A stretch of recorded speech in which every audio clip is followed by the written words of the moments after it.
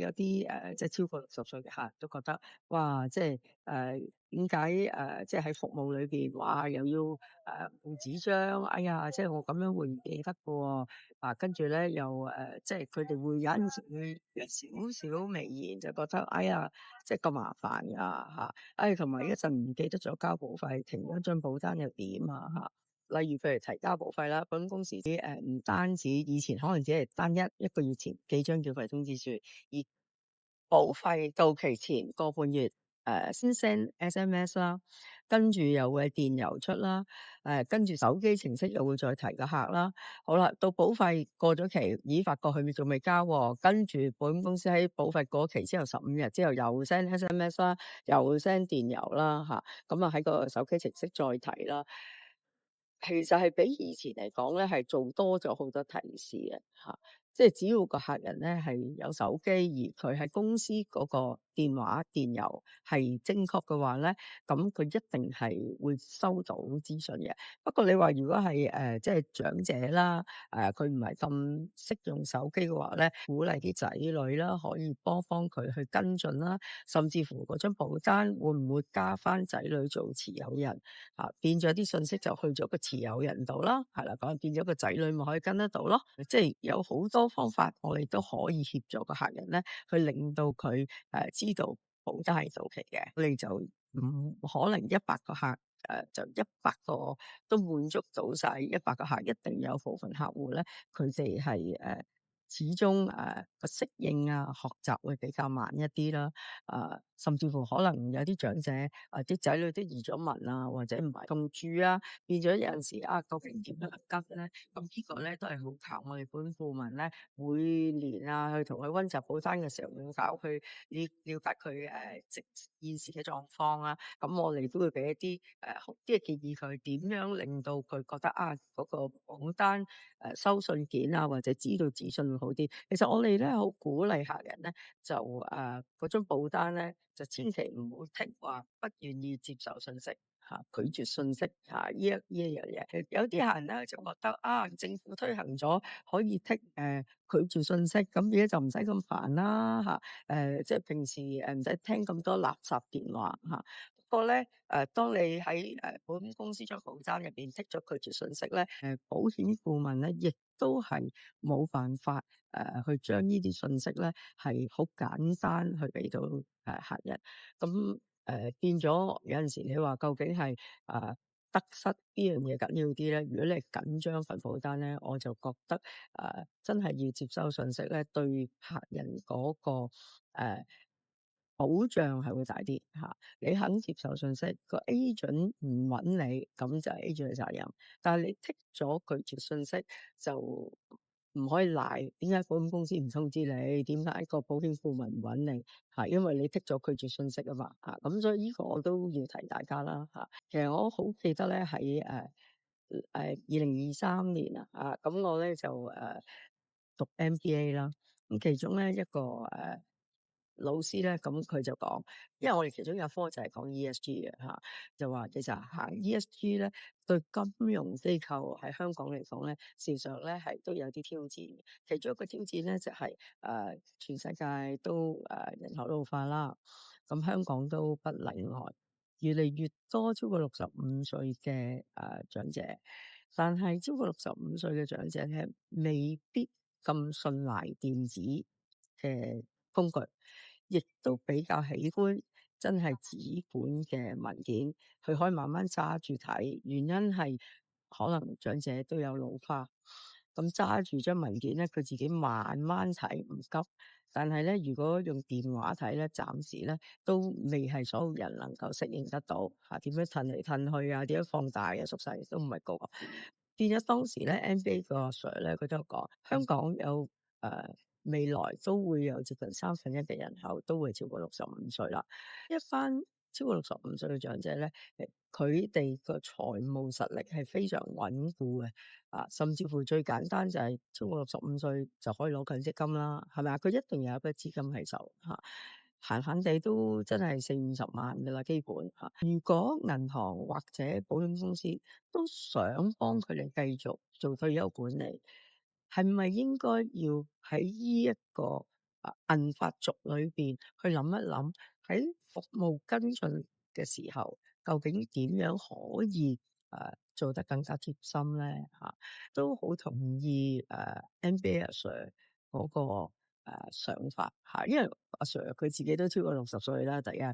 即係佢都話好講，佢都好講到就係話都要有啲資金，要慢慢籌劃，防自己退休。不過咧，有陣時去到銀行嚇，好多係電子化，佢哋又驚網上俾人好容易轉走啲錢，所以有好多人佢都寧願親身去銀行親身去簽名，都唔想太容易喺網上處理到所有嘢。市場上仍然係有一班有實力資金超過60歲嘅朋友咧，佢哋係有呢個想法。如果保險公司佢哋係想發展銀髮族，究竟喺跟進服務開戶還開戶開完戶口之後，每年續保或者稍後再跟進服務嘅時候，所謂持續發展，究竟喺保險顧問嘅貼心關懷之外，喺實質保險公司嘅硬件有乜嘢可以去對呢一班有財富實力嘅銀髮族去做一啲額外嘅貼心服務咧？我自己覺得呢個係重要，同埋係要有創意，同埋要有同理心嘅公司高層，佢哋先至會諗嘅。如果一間金融機構，不論銀行、保險公司，如果公司高層係可能50零歲啦，係啦，佢一日未去到60歲咧，事實上佢未必會明白退休人士嗰個生活習慣，佢哋嘅想法，甚至乎好多大企業嘅 CEO 都未必會去到65歲啦，係嘛？咁即係話，永遠大企業嘅 CEO 都唔會有65歲退休人士嘅思維。咁佢點樣去設計一啲嘢，而令到可以 serve 到呢班銀髮族，而吸引到銀髮族佢哋去將佢哋嘅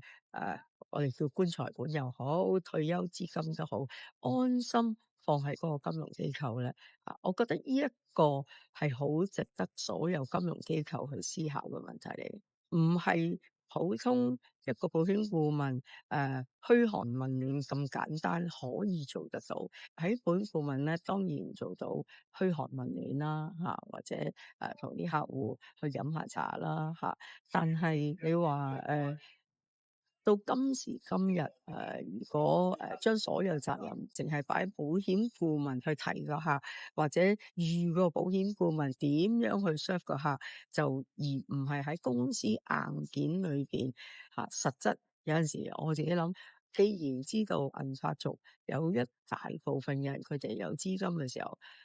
保險公司會唔會設一個銀髮族嘅 VIP centre？而呢個 VIP centre 係 welcome 佢哋真係上去可以直接簽名，唔使用 iPad 簽名，或者就算用 iPad 都有 CS 嘅同事去招呼佢。就算唔聘 CS 嘅同事，喂，會唔會有一個咁嘅銀髮族嘅 VIP centre 可以俾保險顧問做 booking，而保險顧問喺嗰度係可以用紙本嘅文件去同客戶去做，有多個選擇咧我覺得呢啲係真係需要保險公司高層佢哋明到嗰個思維，先至肯放資源去設立呢一啲嘅 centre，咁先至令到保險顧問可以借用呢啲嘅工具去 serve 銀髮族，其實係一個 3D 貼身多角度全方位嘅安排。其實而家大部分嘅金融機構咧，都會有一啲高淨值客戶嘅 centre，即係如果大家有留意社交媒體咧，我都有留意到香港一間好大嘅銀行都係一個ICC 即係一個好高嘅超過100樓嘅地方開一個高淨值客戶嘅 centre。一個保險公司 CEO 或者營業部，佢哋淨係睇有錢嘅客，我哋就要俾最靚嘅嘢佢哋。保險公司當然要賺錢啦，向有資金嘅客去俾額外嘅 service。都係應該嘅嚇。不過誒，財富係有好多唔同嘅層次啦，品牌嘅服務都係可以做到唔同嘅深度同埋闊度啦。我覺得除咗佢哋開一啲叫做高淨值客戶嘅咖啡廳或者一啲中心之外，如果能夠為銀髮族貼心嘅 centre 咧，我覺得嗰個企業咧就真係先至要有社會責任咯嚇，呢個係我自己嘅睇法。政府咧喺2025年推出咗一個超過60歲先至可以買嘅政府債券嚇。當時咧政府咧發布咧就係香港700幾接近800萬人口咧，當中咧係有125萬嘅超過60歲嘅人士係合資格可以買到呢個政府債券嘅。125萬唔係一個細嘅人口數目。如果大嘅金融機構，不論銀行或者保險公司都好，如果佢即係以而家嘅比例嚟講下，你話大約係1/6嘅市場都已經係銀髮族啦而佢哋即係政府你話大為社會責任，我哋大家要諗點樣安老養老，保險公司都係一個好重要嘅角色啦，銀行都係一個好重要嘅角色啦。如果呢個人口數字只會增加唔會減少嘅話，保險公司或者銀行係咪需要放更多嘅資源去為唔同層次嘅銀髮族、唔同層次嘅財富嘅銀髮族去做唔同層次嘅服務咧？呢一個係其中一個社會責任嚟嘅要一個企業持續發展咧，我哋唔係淨係諗某一部分嘅人咯高淨值客戶嘅我哋梗係要做啦咁但係舉個例子我當10萬人之中原來咧就有20% 係高淨值或者10% 係高淨值。咁我哋只能夠話對嗰班人好好招呼，但係而呢班人咧，佢哋同時間亦都考慮緊究竟新加坡係咪又係另一個選擇咧？大家個競爭對手咧就已經係本土嘅問題啦，已經係去到唔同國家存放佢哋資產嘅問題，有另一個層面啦。如果我哋純以本土香港預咗喺香港退休嘅一班銀髮族，甚至乎有一啲比較有資金嘅客戶喜歡香港嘅醫療制度，佢哋亦都會回流翻嚟香港去退休嘅時候，究竟金融機構、銀行、保險公司佢哋應該為呢一班人提供乜嘢嘅持續嘅服務咧？我覺得大家去值得思考。今日呢個短片咧，我就將紙本信件對每一個投保人嗰個影響同埋佢嘅源頭，咦點解要冇紙本文件咧演繹俾大家了解知道咁我未必係全部啱嘅，不過即係都希望對大家有一個啟發啦。如果大家咧都覺得我哋嘅內容咧係好嘅話咧，就記得 subscribe 啦，或者 forward 俾有需要嘅朋友啦。咁我係 Miss Chow 啦，過去疫情裏邊咧製作超過365條保險知識短片啦。目標希望更加多投保人了解保險顧問嘅存在價值。如果你都認同嘅話咧，希望你嘅心心往你啦。另外就係如果你自己做緊嘅行業，你又覺得麻麻地同埋即係經濟似乎就算自己有啲資金都好，都似乎未諗到有咩生意去做。咁我覺得咧，保險行業咧喺過去疫情到今日為止咧個新生意額咧都係增長緊。咁呢一個都係香港政府好重視嘅行業啦。如果你都相信退休管理係啦，醫療管理喺香港係一個好重要嘅事情嘅時候咧，保險係一個好值得投入嘅行業，可以請佢飲杯咖啡，大家再交流多啲，睇下有冇機會做合作夥伴啦。下次見。